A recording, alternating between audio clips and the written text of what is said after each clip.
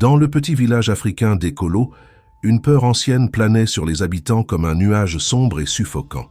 C'était une peur enracinée dans les profondeurs de leurs anciennes croyances, une peur qui faisait battre les cœurs plus vite et trembler les mains à chaque mention des jumeaux.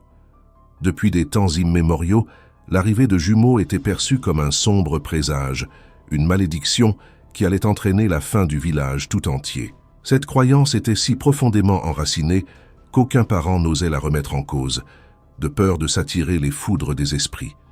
Lorsque les cris d'une femme en travail ont résonné dans le village, tout le monde a retenu son souffle, craignant le pire. Si 2 bébés venaient au monde, la nouvelle se répandrait comme une traînée de poudre dans un champ d'herbes sèches, semant la panique dans tous les cœurs. Les anciens gardiens des traditions se réunissaient en conseil secret, discutant du sort à réserver aux jumeaux maudits. Parfois, la solution cruelle consistait à les abandonner dans la forêt dense, les laissant à la merci de féroces prédateurs et des forces impitoyables de la nature. À d'autres occasions, lorsque la compassion prévalait, les jumeaux étaient confiés à une tribu lointaine où les croyances concernant leur naissance n'étaient pas aussi sévères. Mais malgré cela, la séparation a déchiré le cœur des mères, qui ont pleuré des larmes amères de regret. Ceux qui ont osé défier la tradition et garder les jumeaux avec eux ont été confrontés à un ostracisme implacable de la part de la communauté. Ils étaient considérés comme des porteurs de malheur, responsables de tout malheur qui frappait le village, qu'il s'agisse de mauvaises récoltes, de maladies ou d'attaques d'animaux féroces. Les enfants ont grandi en écoutant des histoires d'horreur sur des jumeaux qui avaient semé la ruine de leur famille et qui leur avaient appris à craindre et à éviter ceux qui étaient nés en couple. Même les adultes les plus courageux détournèrent le regard lorsque des jumeaux passaient, craignant de s'attirer le malheur. Malgré les temps modernes et les progrès des connaissances, la peur des jumeaux restait ancrée à Ekolo, se transmettant de génération en génération comme une malédiction sans fin. Toute tentative visant à remettre en question cette croyance vieille de plusieurs siècles a été rapidement étouffée par des aînés craintifs et superstitieux. Des souvenirs amers étaient encore frais dans l'esprit des résidents plus âgés. Ils se sont souvenus d'Adissa et Hakim, des jumeaux nés lors d'une terrible sécheresse. Leurs parents, défiant la tradition, décidèrent de les garder avec eux, estimant que l'arrivée de 2 vies serait un présage d'abondance et non de malheur.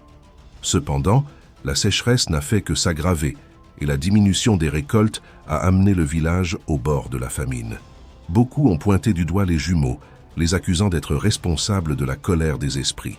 Adissa et Hakim ont grandi sous des regards sales et des murmures malveillants, portant le fardeau d'une malédiction qu'ils n'ont pas choisie. Il y avait aussi la sombre légende de Malo et Kenji, un couple de jumeaux dont la naissance a coïncidé avec une épidémie de variole qui a anéanti la moitié de la population d'Ekolo.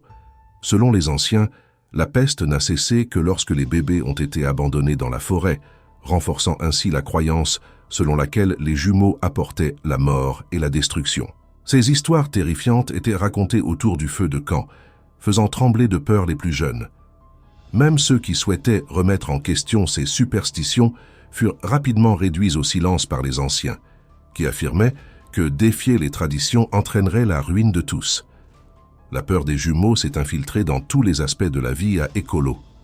Lors des rituels de fertilité, les femmes suppliaient les esprits de ne leur donner qu'un seul enfant en bonne santé. Lorsqu'un bébé naissait, la première question angoissante était de savoir si un autre était en route, comme si la nouvelle d'un 2e enfant pouvait effacer toute la joie du moment. La croyance dans le mal apporté par les jumeaux était si enracinée que même les rituels de guérison en étaient affectés. Si un enfant tombait malade, les guérisseurs effectuaient des cérémonies élaborées pour expulser toute malédiction ou influence maléfique qui pourrait être attachée aux jumeaux. Des amulettes et des talismans ont été fabriqués dans le but de protéger les habitants de cette prétendue menace. Dans ce climat de peur et de méfiance, une seule voix a osé prendre la défense des jumeaux. Maoul, le vieux forgeron aveugle, racontait des histoires sur d'autres pays lointains, où les jumeaux étaient considérés comme une bénédiction doublement bénie par les dieux. Ces paroles, cependant, sont tombées dans l'oreille d'un sourd, car l'ancienne panique était profondément enracinée dans le cœur d'Ekolo. Un jour, 2 jumeaux, Zalika et Zuberi, ont osé défier les traditions et sont restés au village après leur naissance. Leurs parents ont d'abord été ostracisés, mais la détermination du couple à prouver leur innocence a fini par ébranler légèrement leurs convictions les plus profondes.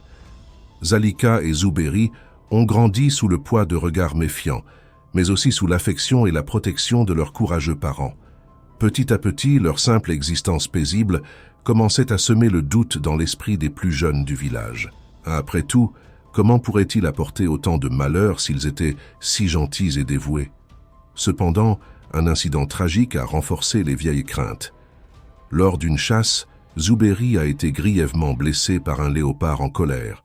Alors qu'il luttait entre la vie et la mort, les anciens murmuraient que c'était le prix à payer pour avoir défié les traditions sacrées.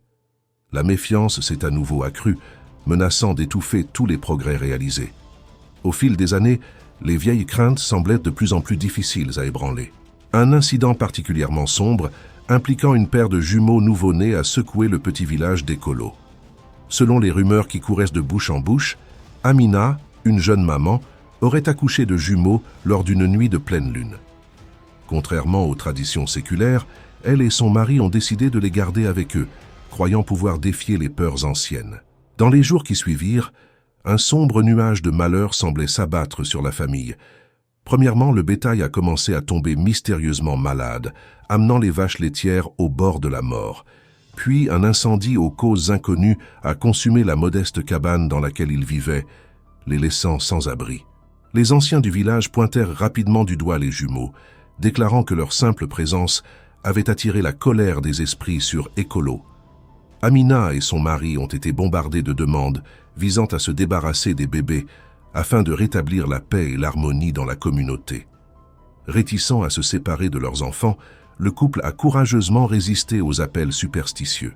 Cependant, le comble de la terreur est venu quand Amina elle-même est tombée gravement malade, sa santé se détériorant rapidement sous les regards impuissants de tous. Les guérisseurs locaux, incapables de trouver un remède, déclarèrent que seul un sacrifice aux esprits pourrait sauver Amina d'une mort imminente. Les larmes aux yeux et le cœur brisé, le couple finit par céder aux demandes du village, remettant leurs précieux jumeaux à une tribu lointaine dans l'espoir que cela apaise la fureur surnaturelle qui les poursuivait. L'incident a ravivé les craintes les plus profondes dans le cœur des habitants d'Ekolo. Beaucoup en sont venus à croire que même tolérer la présence de jumeaux pourrait leur apporter des malheurs impensables. La méfiance et la suspicion se propagent comme un virus, érodant les liens communautaires autrefois forts. L'ombre de la peur des jumeaux planait sur tous les aspects de la vie à Ekolo, influençant même les rituels et les célébrations les plus simples. Lors des fêtes des récoltes, lorsque le village se réunissait pour remercier les esprits de l'abondance, les jumeaux étaient systématiquement exclus des cérémonies, craignant que leur présence n'offense les divinités et n'apporte de mauvaises récoltes dans le futur. Même les enfants n'étaient pas exempts de ce préjugé profondément enraciné. Dans les jeux et jeux d'enfants, le choix des jumeaux était perçu comme un présage de malchance, conduisant au rejet et à l'isolement des personnes nées en couple. Les comptines et les histoires populaires renforçaient constamment les dangers associés aux jumeaux, perpétuant le cycle de la peur de génération en génération. Dans certains cas extrêmes, des familles entières ont été expulsées du village pour avoir osé défier les anciennes traditions. Des souvenirs amers persistaient du moment où les Baako, une famille dotée de jumeaux, furent bannis au plus profond de la forêt, accusés d'avoir apporté maladie et malheur à Ekolo. Les années passèrent et des rumeurs parvinrent aux habitants selon lesquelles les Baako prospéraient dans leur nouvelle maison, défiant ouvertement les croyances qui les avaient exilés. Certains ont commencé à se demander si la peur des jumeaux n'était qu'une superstition insensée. Mais ces voix dissidentes ont été rapidement réduites au silence par les aînés et les chefs traditionnels. La détermination à maintenir ces croyances laïques était si forte que même les rituels d'initiation à l'âge adulte furent adaptés pour renforcer la peur des jumeaux. Les jeunes guerriers traversèrent des épreuves qui impliquaient de faire face à leurs peurs les plus profondes, et ceux qui ne parvenaient pas à faire preuve de courage face à des jumeaux étaient considérés comme indignes de devenir des hommes. Au fil des années, la superstition semblait s'enraciner encore plus profondément dans le cœur d'Ekolo, résistant à toutes les tentatives d'illumination et de progrès. La peur des jumeaux est devenue un point d'ancrage qui a maintenu le village coincé dans le passé, l'empêchant d'emprunter de nouvelles voies et de nouvelles perspectives.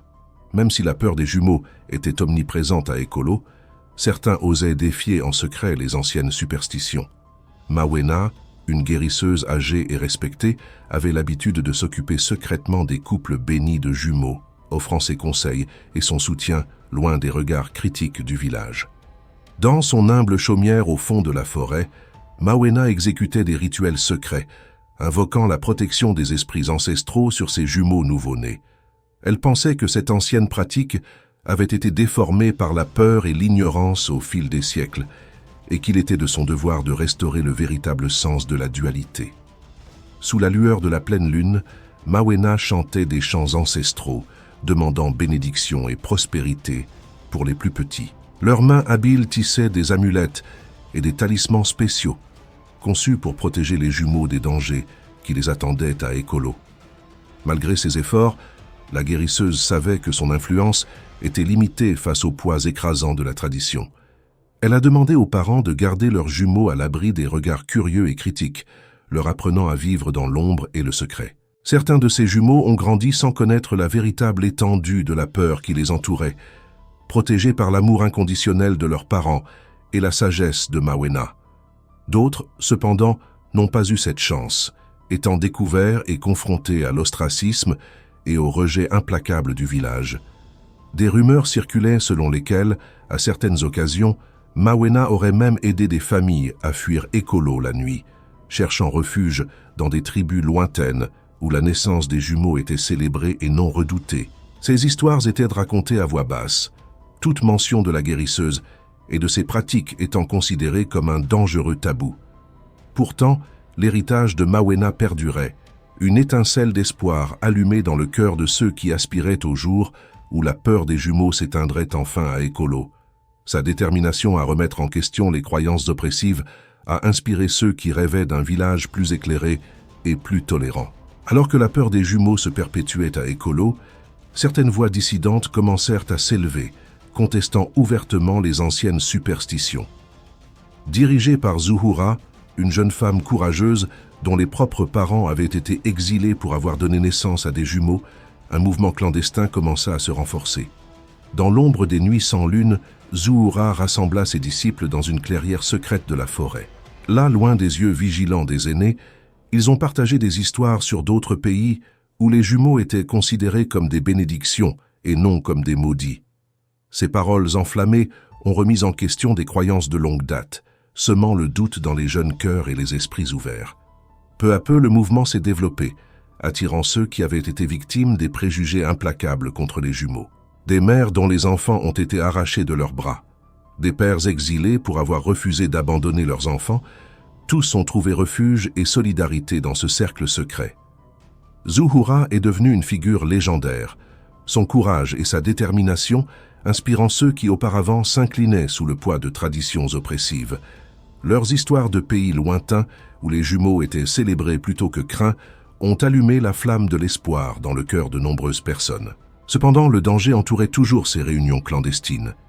Des rumeurs commencèrent à circuler concernant des réunions hérétiques, et les anciens des Ekolo étaient en état d'alerte. Ceux qui étaient considérés comme sympathisants du mouvement ont été ciblés et surveillés de près, craignant que le mépris ouvert des traditions ne se propage comme une traînée de poudre incontrôlable. Une nuit fatidique, les gardes du village envahirent la clairière secrète, surprenant les membres du mouvement lors d'un de leurs meetings. Ce qui suivit fut une bataille féroce, avec des cris de fureur et de désespoir résonnant dans la forêt, tandis que Zuhura et ses partisans se battaient vaillamment pour s'échapper. Zuhura elle-même, ils furent ramenés à Ekolo, où ils furent confrontés au jugement impitoyable des anciens, accusés d'hérésie et de trahison des traditions sacrées. Le procès de Zuhura et de ses partisans est devenu un sombre événement qui a ébranlé les fondations d'Ekolo. Sur la place centrale du village, une foule rassemblée regardait avec un mélange de fascination et d'horreur les accusés être amenés enchaînés, le visage portant les cicatrices des combats livrés cette nuit fatidique. Zuhura, le leader emblématique du mouvement, fut le dernier à être conduit au centre du cercle improvisé.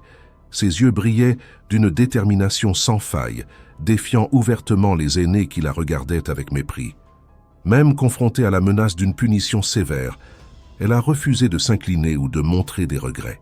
Le silence tomba sur la foule, tandis que Morak, le plus âgé et le plus respecté des anciens, éleva la voix sur un ton profond et accusateur. Ses paroles résonnaient comme le tonnerre, condamnant Zuhura et ses partisans pour avoir osé défier les traditions sacrées qui protégeaient Ekolo du mal des jumeaux pendant des générations. Vous vous êtes moqué des enseignements de nos ancêtres, ouvrant la porte au malheur et à la ruine qui tombent sur nos têtes, s'écria Morak, son visage ridé déformé par la fureur. Vos actions hérétiques menacent de détruire tout ce que nous avons construit, attirant la colère des esprits sur notre village bien-aimé. Zuhura, cependant, ne s'est pas laissé décourager. Avec un courage qui enflamma d'admiration le cœur des plus jeunes, elle s'avança et rendit le regard accusateur de Morak, avec une intensité ravissante. « C'est vous qui vivez dans les ténèbres de la peur et de l'ignorance », a-t-elle déclaré, sa voix résonnant comme un clairon de guerre. « Nos traditions ont été déformées par le temps, transformées en chaînes qui nous lient au passé. Il est temps pour nous d'accepter la vérité et de nous libérer de ces superstitions oppressives. » Un murmure parcourut la foule, certains visages montrant un choc face à l'audace de Zuhura, tandis que d'autres semblaient contempler ses paroles avec un intérêt renouvelé. Morak, cependant, n'a pas hésité, levant une main ridée pour faire taire les chuchotements. « Vos mensonges séduisants ne nous tromperont pas, » grogna le vieil homme. « Nous connaissons tous les histoires de malheur apportées par les jumeaux maudits. Vos parents ont été bannis pour une bonne raison, et maintenant, vous suivez les mêmes traces hérétiques, menaçant de nous ruiner tous. » Des accusations de trahison et d'hérésie ont été lancés contre Zuhura et ses compagnons, sous les yeux d'une foule mêlée d'horreur et de fascination. Des récits de malheurs passés ont été évoqués, rappelant à chacun les maux supposés apportés par les jumeaux tout au long de l'histoire d'Ekolo. Mais Zuhura ne reculait pas, faisant face à chaque accusation avec une éloquence passionnée qui faisait résonner sa voix jusque dans les coins les plus reculés du village. Elle a parlé de pays lointains, où les jumeaux étaient considérés comme une bénédiction doublement bénie, plutôt que comme une malédiction. Elle a remis en question les vieilles histoires, remettant en question leur véracité et révélant les failles de croyances vieilles de plusieurs siècles. Pendant que Zuhura parlait, quelque chose commença à changer dans l'air. Certains membres de la foule, en particulier les plus jeunes, semblaient fascinés par ses paroles, leur esprit étant ouvert à de nouvelles perspectives. Même certains anciens montrèrent de subtils signes de doute, leur visage autrefois implacable s'adoucissant momentanément. Le procès s'est transformé en un champ de bataille idéologique, Zuhura et ses partisans contestant ouvertement les piliers fondamentaux des convictions d'Ekolo. Les accusations ont fusé des deux côtés, alors que les tensions montaient de plus en plus, menaçant d'éclater en violence à tout moment. Finalement, après des heures de débats houleux, Morak haussa à nouveau la voix, exigeant le silence d'un geste imposant. Les regards des anciens se croisèrent lors d'un bref moment de délibération silencieuse avant que le vieux chef ne rende le verdict. « Pour vos actions hérétiques et votre refus de vous repentir, vous serez exilés pour toujours d'Ekolo, » annonça Morak, sa voix grave comme le rugissement d'un lion antique. « Vous serez bannis au plus profond de la forêt où vous pourrez embrasser vos croyances insensées à l'abri des regards décents. Ce sera votre punition pour avoir osé défier les traditions sacrées qui nous protègent depuis des siècles. » Un concert de lamentations et de protestations a éclaté dans la foule, certains soutenant la lourde peine, tandis que d'autres étaient horrifiés par la perspective de l'exil. Zuhura, cependant, resta imperturbable, levant le menton dans un geste de défi silencieux. Alors que les gardes avançaient pour les emmener, elle croisa le regard de certains jeunes hommes dans la foule. Dans ses yeux, elle voyait l'étincelle du doute qui avait été allumée, la graine de la rébellion qui germerait un jour et remettrait en question les vieilles croyances. Avec un dernier regard de défi envers les aînés, Zuhura se laissa conduire en exil, sachant que ses paroles avaient replanté une graine puissante qui fleurirait un jour et transformerait Ekolo pour toujours.